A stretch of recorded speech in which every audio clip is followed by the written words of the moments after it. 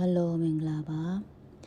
ဒီနေ့ဗီဒီယိုကတော့မကြာခင်တွေ့ရတော့မိလေးအတွက်အဝတ်စားတွေကြိုတင်ပြင်ဆင်ထားတဲ့ဗီဒီယိုဖြစ်ပါတယ်ရှေ့လေးတွေကပြောတယ်ပေါ့နော်ကလေးတွေအဝတ်အစားတွေကိုကြိုတင်ပြင်ဆင်တာမသင့်ဘူးလို့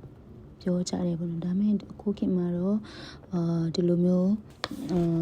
ဖွံ့ဖြိုးတဲ့နိုင်ငံမှာဆိုလို့ရှိရင်အဲ့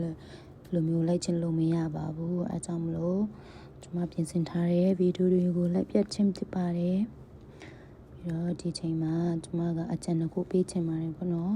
ပထမကျတော့ကလေးဥစ္စာတွေပြင်ဆင်တဲ့အခါမှာကိုကအသစ်တွေဝယ်တာပဲဖြစ်ဖြစ်အဟောင်းပဲဖြစ်ဖြစ်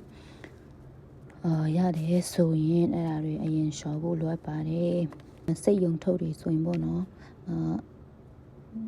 အငြိအခြေတွေပါတတ်တာမလို့ကလေးတွေရဲ့ skin အသားရည်တွေက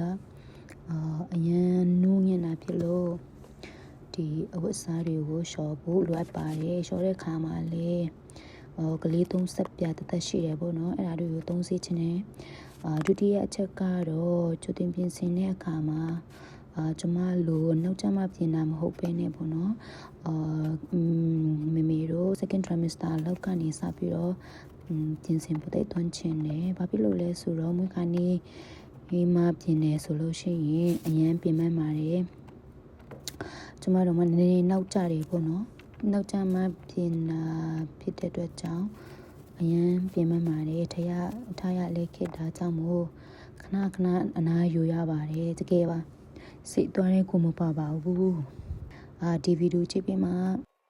နောင်မှာအမေဖြစ်လာမယ်အေးလုံးတွေအတွက်အကျိုးသစုံတရားရှိမယ်လို့ယုံကြည်ပါတယ်အားလုံးကိုကျေးဇူးတင်ပါတယ်ဘိုင်ဘိုင်